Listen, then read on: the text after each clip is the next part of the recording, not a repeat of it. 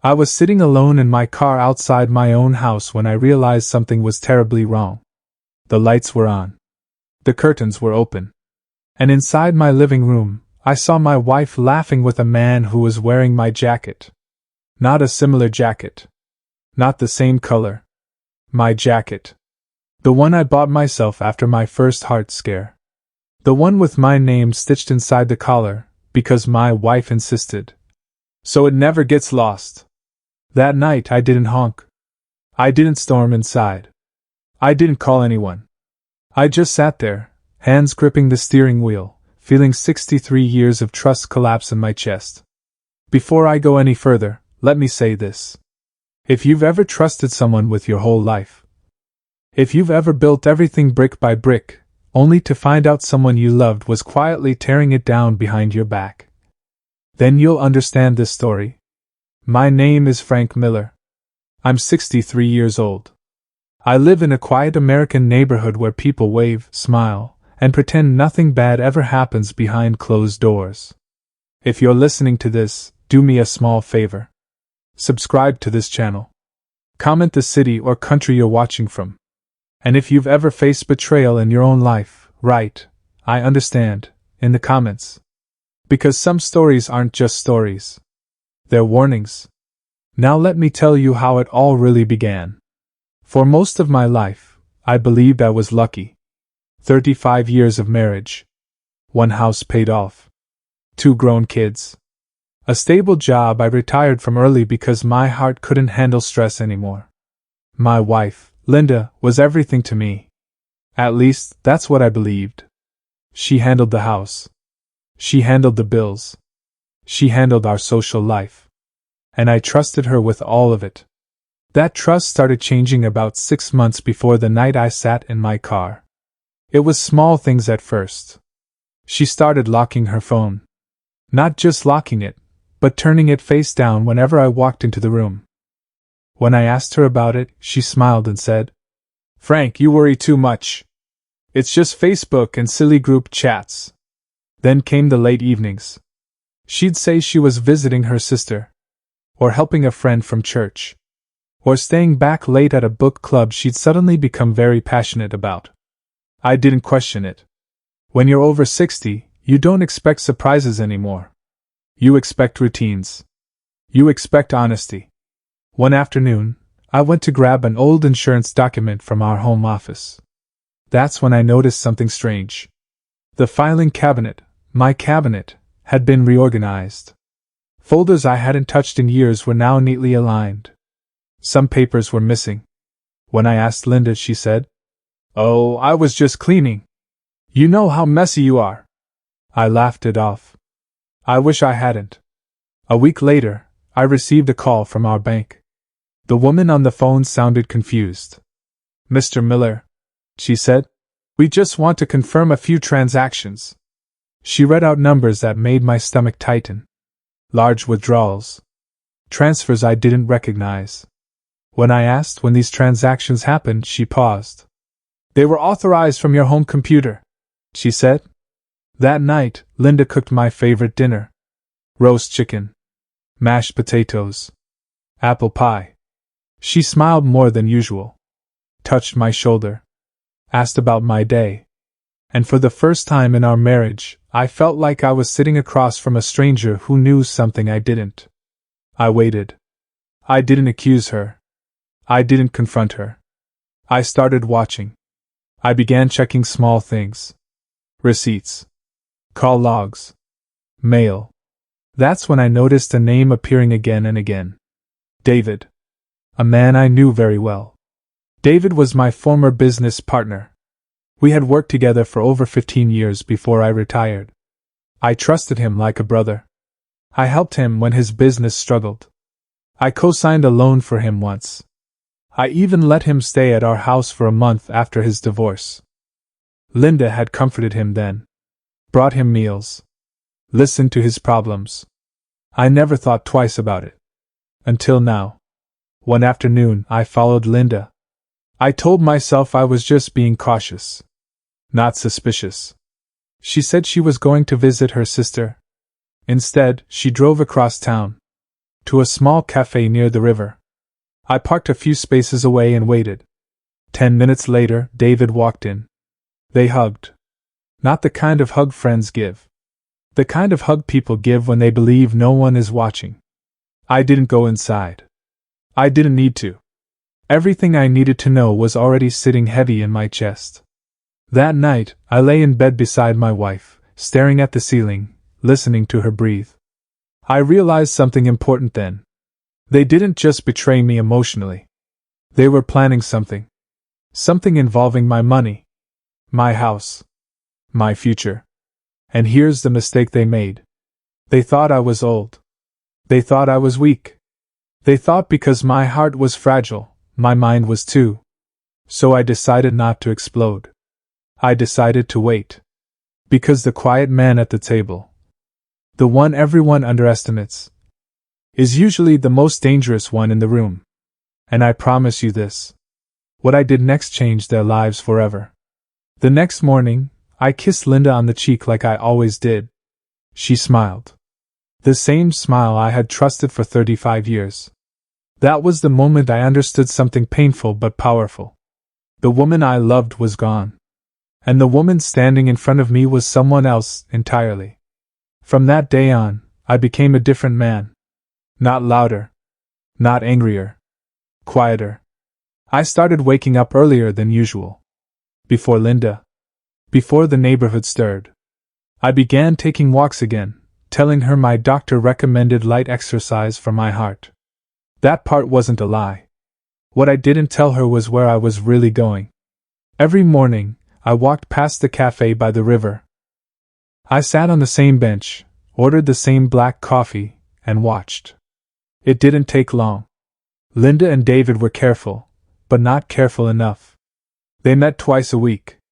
Always the same table. Always sitting close. Sometimes David held her hand. Sometimes she leaned her head on his shoulder.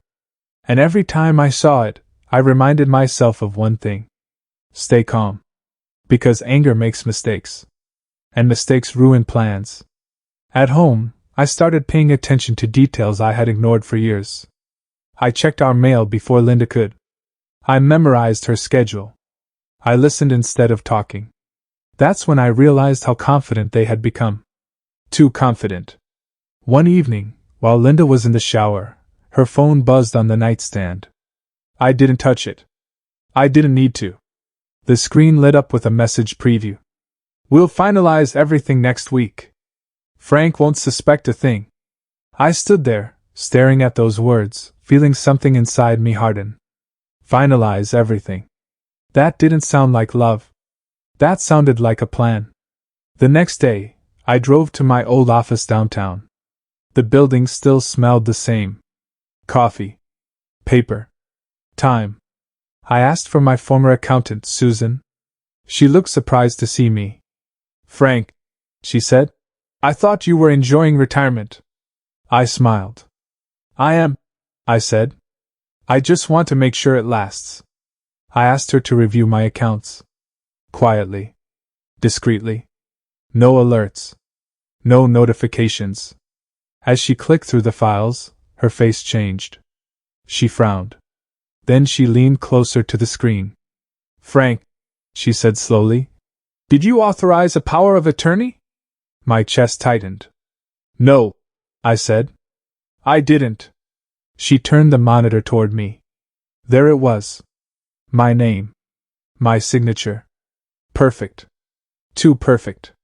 That document was filed 3 months ago, she said. It gives your wife full control over several assets. I felt sick.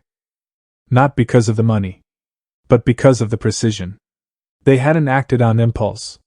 They had planned this carefully. Susan lowered her voice. There's more, she said. Someone's been moving funds into a holding account connected to a business entity. She paused. The business belongs to David. I nodded slowly. I wasn't surprised anymore. I was focused.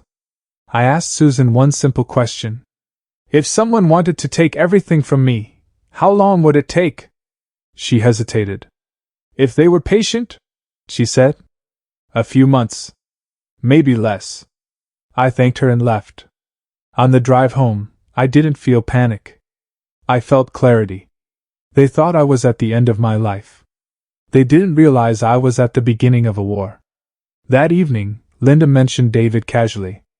Ran into him today, she said, pouring wine into her glass. He looks tired. I watched her closely. Her tone was practiced. Relaxed? Oh? I said. That's nice. She studied my face. Looking for suspicion. Looking for cracks. She didn't find any. Because I had already closed every door she could see through. Over the next few weeks, I became the man they wanted me to be. Forgetful. Slow. Unconcerned. I pretended not to notice missing documents. I pretended not to hear late-night phone calls whispered in the bathroom. Once, Linda even said, I worry about you, Frank. You seem distracted lately. I took her hand and smiled. Just getting older, I said. Mind isn't what it used to be. That was the moment she relaxed. That was the moment she made her biggest mistake. Because while they thought I was fading, I was documenting everything. Every transaction. Every message. Every meeting. I hired a private investigator. A quiet man named Ray, who asked very few questions. I showed him the names. The dates. The accounts. He nodded once. Give me 2 weeks, he said. 2 weeks felt like 2 years. But when Ray came back, he brought a folder thick enough to end lives. Inside were photos. Linda and David entering hotels. Signing papers together. Meeting with a lawyer I didn't recognize. Ray looked me in the eye. They're planning to declare you medically unfit, he said. I felt a chill run through me. What happens then? I asked. They take control, he said. House. Assets. Decisions. I leaned back in my chair. So that was it. They weren't just stealing from me. They were erasing me. That night, I sat alone in my car again. Same driveway. Same house. But this time, I wasn't confused. I wasn't hurt. I was ready. Because I finally understood the truth. They thought they were setting a trap. But they had been building it on my land. And the moment they stepped inside, I was going to lock the door behind them. What I did next didn't involve shouting. Or threats. Or violence. It involved patience. And timing. And one signature they never expected. The first thing I did was schedule a full medical evaluation. Not because I was sick, but because I wanted proof. Linda was surprised when I told her. I thought your doctor said stress was bad for you, she said, trying to sound concerned. He did, I replied calmly. That's why I want everything on record. In case something happens. That word, record, made her pause for just a second. Not long enough for anyone else to notice. Long enough for me to see. I chose a clinic across town. A doctor I had never met. No connections. No shared history. They ran every test imaginable. Heart. Mind. Memory. When it was over, the doctor smiled. Frank, he said, for a 63-year-old man, you're doing just fine. I asked him to put it in writing. Detailed. Clear. Unquestionable. While Linda believed I was preparing for my decline, I was building my defense. At home, I did something else. I stopped sharing information. I changed passwords quietly. Updated security questions. Redirected sensitive mail to a P.O. box. I didn't remove Linda from anything yet. That would have raised suspicion. Instead, I created mirrors. Accounts that looked real. Balances that looked tempting. I knew David's weakness. He was always greedy. Always convinced he deserved more. So I let him see exactly what he wanted to see. One afternoon, I casually mentioned at dinner. I've been thinking about liquidating one of my old investments. Linda's fork froze for half a second. Why would you do that? She asked. I shrugged. Doctor says it's better to simplify things. Less stress. That night, she didn't sleep much. Neither did I. 2 days later, Ray called me. "They've taken the bait," he said. I smiled for the first time in months. David moved fast. Too fast. Funds from the holding account were shifted. Lawyers were contacted. Paperwork was rushed. They believed my window was closing. They didn't realize it was theirs. I met with my own lawyer, James Carter. A man I trusted because he wasn't impressed by money. He reviewed everything carefully. Then he leaned back in his chair. "They've committed fraud," he said. "Clear as day." "How do we end it?" I asked. He tapped the folder. "We let them finish." That answer surprised me. James continued. "If you stop them now, they claim confusion. Mistakes. Misunderstandings." He looked at me. "But if you let them cross the final line." He didn't finish the sentence. He didn't need to. That evening, Linda told me she had an appointment. "With a lawyer," she said casually. "Just to update my will." I nodded. "Good idea," I said. "Planning is important at our age." She smiled. The smile of someone who believed the game was over. A week later, David came to the house. First time in months. He hugged me. Too tight. Too long. "Frank," he said, "you look tired." I laughed softly. "Guess I'm slowing down," I replied. He glanced around the house. Not at the photos. Not at the memories. At the walls. The furniture. The value. That night, after they left, I sat alone in my study. I opened a small metal box hidden behind old books. Inside were copies of everything. Medical reports. Financial records. Photos. Audio recordings. I realized something then. Revenge doesn't feel like anger. It feels like control. The next step was the hardest. I had to look weak in front of everyone. So I did. I missed appointments. Repeated myself in conversations. Let Linda correct me in front of others. She loved it. She told friends. "Frank isn't the same anymore. I'm just trying to protect him." Protect him. That word tasted bitter. Then came the day they'd been waiting for. Linda sat across from me at the kitchen table. She slid a document toward me. "Just a form," she said gently. "In case of emergencies." It was the final authorization. The one that would hand them everything. I picked up the pen. My hand shook. Not because I was scared. Because I knew what was coming. I signed. Linda exhaled. David smiled. They thought it was over. That night, I slept better than I had in months. Because now, they had committed everything in writing. And the trap was fully set. The call came the next morning. "Mr. Miller," the voice said, "this is the county office. We need you to come in." I smiled. "Of course," I said. "I'll be there." They believed I was walking into my end. They had no idea. I was walking into theirs. The county office was quiet. Too quiet. Linda sat beside me, her hand resting on my arm, playing the role of the devoted wife. David sat across the room, pretending to scroll on his phone, pretending not to watch every move I made. A woman called my name. "Mr. Miller?" I stood slowly, just like they expected me to. We followed her into a small conference room. 2 men were already seated there. One from Adult Protective Services. One from the county legal department. They began with soft voices. "Frank," one of them said, "we just want to make sure you're being taken care of." Linda nodded sadly. "He's been forgetting things," she said. "I worry about him living independently." I looked down at my hands. I let the silence stretch.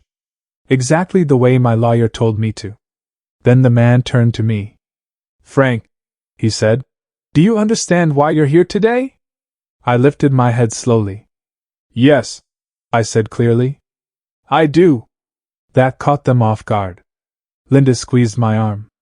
"Sweetheart," she whispered, "it's okay. Just let them help. I gently removed her hand. No, I said. I think it's time I helped myself. I reached into my jacket. David leaned forward. Nervous. I placed a folder on the table. Then another. Then another. The room changed. These, I said calmly, are my medical evaluations from 3 independent doctors. I slid them forward. All confirm I am mentally and physically capable of managing my own affairs. The man from the county frowned. Linda's smile disappeared. I continued. These are financial records showing unauthorized transfers made under forged authority. I looked directly at David. His face went pale. And these, I said, opening the final folder, are photographs, recordings, and witness statements. I paused. Demonstrating conspiracy to commit fraud and elder abuse. The room went silent. The APS officer cleared his throat. Mrs. Miller, he said slowly, were you aware of these actions? Linda stood abruptly. This is ridiculous, she said. He's confused. He's twisting things. That's when the door opened. James Carter walked in. My lawyer. Along with a uniformed officer. Actually, James said calmly, everything Mr. Miller presented has already been reviewed. He placed the badge on the table. Charges have been filed. David stood up. I didn't do anything, he said too quickly. The officer stepped closer. Sir, please sit down. Linda's voice cracked. Frank, she whispered, please. We can talk about this. I looked at her. Really looked at her. For the first time in months, I felt nothing. No, I said softly. We're done talking. They escorted David out first. His confidence was gone. His hands were shaking. Linda was next. As she passed me, she stopped. You planned this, she said quietly. I nodded. I had to, I replied. You left me no choice. The door closed. And just like that, 35 years ended in a hallway. I sat back down. The APS officer exhaled. Mr. Miller, he said, I owe you an apology. I shook my head. No, I said. Just do your job. Weeks passed. The house felt different. Quieter. Safer. Legal notices arrived. Court dates were set. David lost his business. Linda's accounts were frozen. One afternoon, I received a letter. An apology. From Linda. She said she never meant for it to go this far. I folded the letter carefully. Then I threw it away. Because some betrayals don't deserve closure. I sold the house. Not because I had to. Because I wanted a new beginning. I moved closer to the water. A small place. Simple. Peaceful. On my 64th birthday, I sat on my balcony, watching the sun set. My phone buzzed. A message from Ray. They pled guilty. It said. Both of them. I set the phone down. I didn't celebrate. I didn't smile. I just breathed. Because revenge isn't about watching others fall. It's about standing back up. And as the evening breeze moved through the room, I realized something important. They tried to erase me. Instead, they reminded me who I really was. The first night after everything collapsed, I didn't sleep. Not because I was afraid. But because my mind was finally quiet enough to replay everything without lies. The house felt unfamiliar. Same walls. Same furniture. But none of it belonged to us anymore. For the first time in decades, every decision in that house was mine alone. I sat at the kitchen table just before sunrise, holding a cup of coffee that had gone cold. And that's when it hit me. They hadn't just tried to steal my money.